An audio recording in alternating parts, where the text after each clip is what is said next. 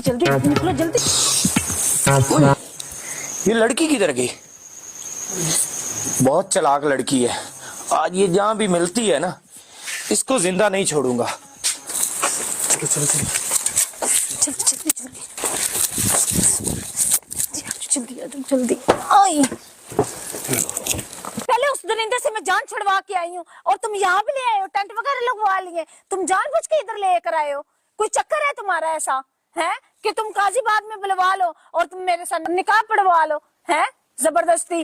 भाई मैं नहीं तुम्हारे साथ ऐसे निकाह नुकू करना, ठीक है ना? ये बात ज़हन में रखना। तुम तो शक्ल से भी ऐसे लग रहे हो। खामोश हो गया तुम्हारा? अब हो गया क्या? तुम देखो तो सही, टेंट वगैरह लगवाए हैं। ये तो वही बात होगी ना, नेकी कर दरिया में डाल। इतनी मुश्किलों से मैं तुम्हें वहां से निकाल के लाया हूँ और लेकर आए। इसका मतलब ये तो नहीं है कि तुम यहाँ पे टेंट वगैरह लगवा के निकाह पढ़वाना शुरू कर दो।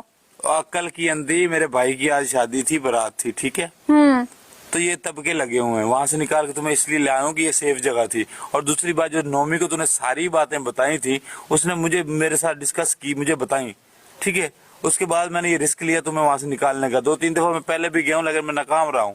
अच्छा सॉरी, मैं ना मुझे पता नहीं था। आपको चाहिए तो पहले ही बता देते। मेरा मकसद जो था यही था कि मैं वहाँ से आपको बाजियाब करवा के सही सलामत आपके वालिदैन तक पहुँचा दूं। है ना, बहुत अफसोस हुआ आपकी दास्तान सुन के। मतलब कि रिक्शे वाला था और उसके साथ आप स्कूल टीचर थी, आती जाती थी, और आपको उसके साथ कोई रिलेशन नहीं था। नहीं। कितना जालिम दुनिया। तो फिर आप यहाँ तक कैसे पहुंची? यहाँ तक ऐसे पहुंची हूँ कि एक दफा ना हमारी शादी थी, ठीक है? और शादी पे ना मैंने उसको फोन किया कि मैंने कहा आजो कुछ सामान लेना है बाजार से। हम बाजार गए हैं और उधर कहते मुझे प्यास लग गई है और पानी लेने के लिए गया है। उधर से बोतल उठा लाया। तो वो मैंने कहा इतनी देर हो गई है, इत्मीनान वाला बंदा है, उसने मुझे भी डाल के दे दी। मैंने पी लिया और मैं बेहोश हो गई। कौन सी थी? यही कोई पेप्सी वगैरह। अच्छा, आपको उसके टेस्ट में कोई फर्क नहीं महसूस हुआ? आपको पता है बोतलों में केमिकल होते हैं, कहाँ महसूस होता है। तो फिर ऐसे ही मैं बेहोश हो गई। तो फिर उसके बाद मुझे पता ही नहीं है कि मैं किधर थी। नहीं, ये जो रेंट पे इन्होंने घर लिया है ना, चलो ये तो मैं आज किराए का पता करने आया हूँ, क्योंकि इन्होंने किराया पे नहीं किया। तो पहले तो ये पे कर देते थे टाइम से। इस दफा 3-4 दिन हो गए ना, वो कॉल पिक कर रहे थे। मुझे भी ऐसे ही बंद करके अंदर छोड़ के चला जाता है, पता नहीं कहाँ चला जाता है, और ताले में रख के जाता है मुझे। आप टेंशन न लो, वो इरफान है ना, तो मैं उसको भेजता हूँ। वो भाई है मेरा, बड़ा भाई लगा लो। तो ये जो मकान है ना, ये जो रेंट पे आपने लिया हुआ है, हमारी पार्टनरशिप है दोनों की। और उसने मुझे कॉल की थी कि अभी तक किराया नहीं आया, तो आप पता करें। तो मैं इसलिए पता करने आया था।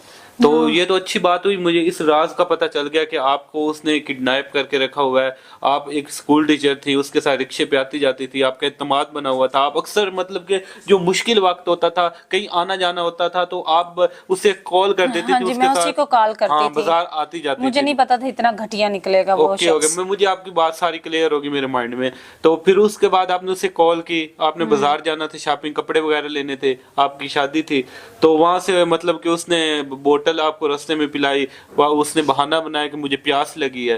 तो आपने जब बोतल पी तो आप फिर बेहोश हो गई। और यहाँ पे अच्छा, यहाँ पे उसने फिर आपको कैसे रखा हुआ है? आप बाहर से तो ताला था जिस तरह मैं आया हूँ। हाँ ताला है ना, तो वो ताला लगा के जाता है, जब भी जाना हो ताला लगा के जाता है। पता क्या, मैंने दीवार इसीलिए आज फैलांगी है क्योंकि दरवाजे पे ताला था और वो कॉल हमारी नहीं पिक कर रहा था। अच्छा किए, वैसे आप आ गए हैं, आप कोशिश करें मुझे भी इधर से निकलवाने की। आप टेंशन न लें, मैं अभी जो हमारे हम तहफ़्फ़ुज़ देने वाले इदारे हैं, मैं उनसे कांटेक्ट करता हूँ और सबसे पहले मैं भाई इरफान से रब्ता करता हूँ। हाँ मेहरबानी होगी।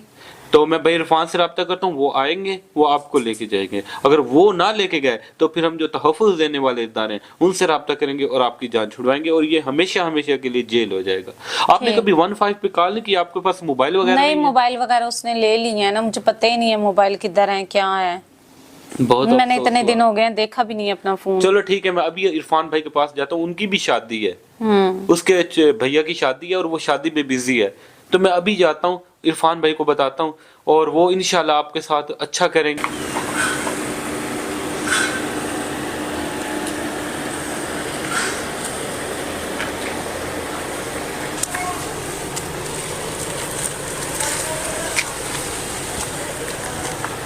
अच्छा इरफान भाई, आपको पता है कि वो मकान आपका ही है जिस पे वो बैठे हैं? हाँ हाँ बिल्कुल। तो ज़ाहिर बात है, आपने रेंट पे दिया हुआ है तो आप तो सारी बातों नहीं कर सकते हैं। जी जी। अगर आप बात ना ही करें तो आप चक्कर लगा के उस लड़की की जान जो खतरे में है उसे निकाल दें।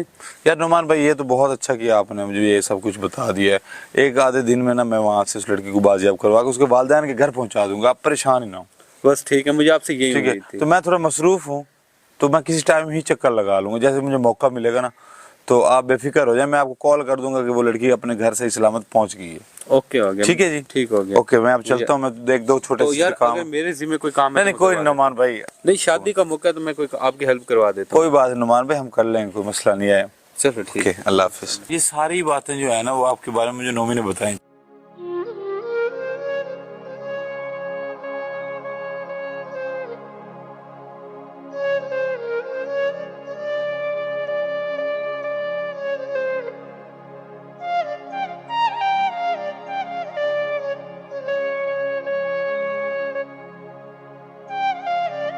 अस्सलाम वालेकुम नाज़रीन, मैं हूं नुमान और आप देख रहे हैं नुमान टीवी। नाज़रीन, ये जो स्टोरी हमने बनाई हमें व्हाट्सएप पे भेजी गई थी, रियल स्टोरी है जिसमें हमने वर्क किया है।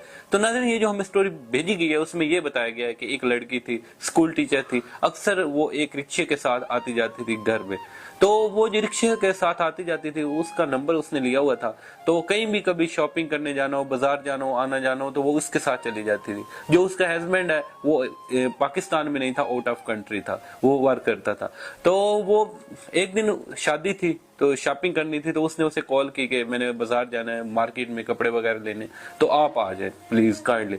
तो वो जो रिक्शे वाला होता है वो आता है और रास्ते में रिक्शा रोक देता है, घर से रिसीव कर लेता है, रास्ते में रिक्शा रोकता है और उससे बोलता है कि आप रुके, मुझे प्यास लगी और मैं पानी पीना है। वो 2 रेगुलर बोतलें लेके आता है, 2 रेगुलर जो बोतलें लेके आता है, एक खुद पी लेता है और एक उस लड़की को देता है कि आप भी पी ले, आप टीचर मेरे लिए काबिल रिस्पेक्ट है, आप पिए।